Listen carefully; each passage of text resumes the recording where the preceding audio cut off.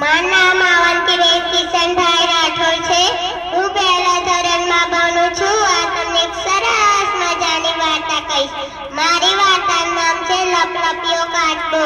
એક સરસ મજાનું ગામ હતું. એમાં ઘણા બધા માણસો રહેતા હતા. એક માણસે એમને એક વિચાર્યું કે આપણે મોટું તળાવ ગોઠવીએ. તો કહે સારું. એમને તો મોટું તળાવ ગોઠવ્યું અને વીજળી સાથે વરસાદ પડ્યો. પછી આખું તળાવ ભરાઈ ગયું અને પછી માછલીઓ કાચબા બધા રહેવા ગયા અને પછી પાણી સુકાતું જતી રહ્યું અને બધા પ્રાણીઓ જતી રહ્યા અને એક લપલપિયો કાચબો રહી ગયો હતો. અને પછી બે હંસો આવ્યા લાકડી લઈને અને કાચબા ચાંચે વકડી પકડી દીધા.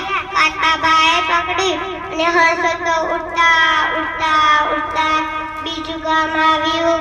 પછી ઉડતા જયા પહાડો આવી, બીજું ગામ આવ્યું અને પછી કહે કે જો કાચબા ભાઈ ઉડે છે. તો કાચબાને તો બોલવાનું મન થયું.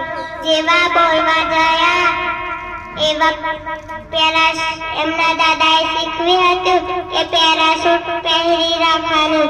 જેવું પેરાશૂટ પહેરેલું હતું, જેવું પેરાશૂટ ખુલી ગયું એવું કાચબા ભાઈ